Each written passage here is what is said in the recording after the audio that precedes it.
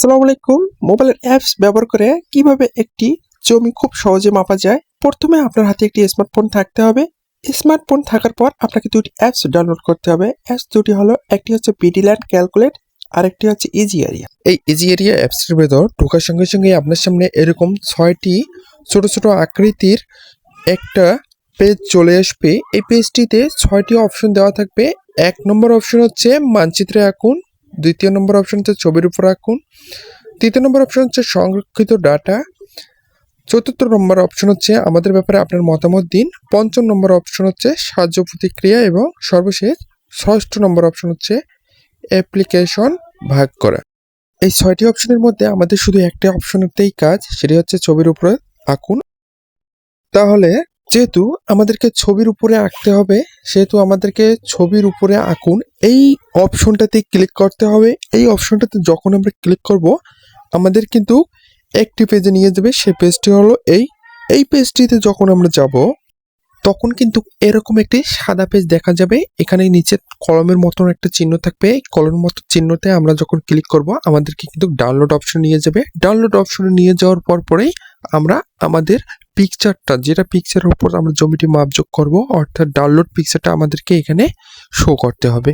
অর্থাৎ সেই ডাউনলোড পিকচারটি অবশ্যই একটি মৌজার পিকচার হতে হবে। আর এই মৌজার পিকচারটি অবশ্যই হাই কোয়ালিটি একটি পিকচার হতে হবে। হাই কোয়ালিটি পিকচার না হলে কিন্তু আপনার জমিটি মাপযোগ করতে সমস্যা হবে। তাই জমিটি মাপযোগ করতে একটি হাই কোয়ালিটি পিকচার অত্যন্ত জরুরি একটি বিষয়।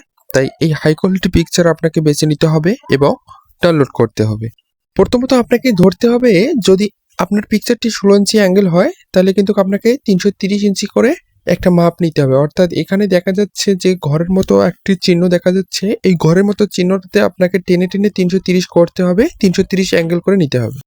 330 অ্যাঙ্গেল করে নেওয়ার পর আপনার পরবর্তী স্টেপের যে কাজটা, সেটা হচ্ছে আপনার জমি খুঁজে বের করতে হবে। অর্থাৎ আপনি কোন জমির কোন দাগটি মাপবেন, সেই দাগটি আপনাকে খুঁজে বের করতে হবে। জমিটি যখন আপনার খুঁজে বের করা হয়ে গেল, তখন কিন্তু আপনাকে এরকম স্টেপ বাই স্টেপ 4 কোণা বরাবর টেনে টেনে জমিটি মাপতে হবে। এভাবে যদি আমি জমিটি মাপি, তাহলে কিন্তু আমার মাপটি অত্যন্তভাবে সঠিক হবে। অর্থাৎ আমাকে এইভাবেই টেনে টেনে মাপতে হবে। ওই টানার অপশন কিন্তু আপনি যখন অ্যাপসটাতে ঢুকবেন, তখনই কিন্তু আপনি ওই টানার অপশনটি পেয়ে যাবেন।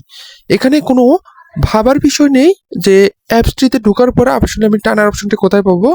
আসলে টানার অপশনটি আপনি সেখানেই পেয়ে যাবেন।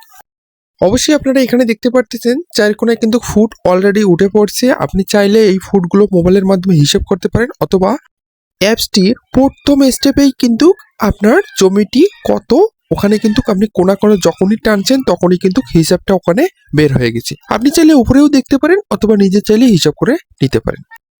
এভাবেই কিন্তু একটি মোবাইল দিয়ে আপনি অতি সহজেই মৌজা ম্যাপ দিয়ে জমি পরিমাপ করতে পারেন। ধন্যবাদ। আসসালামু আলাইকুম। ভালো থাকবেন।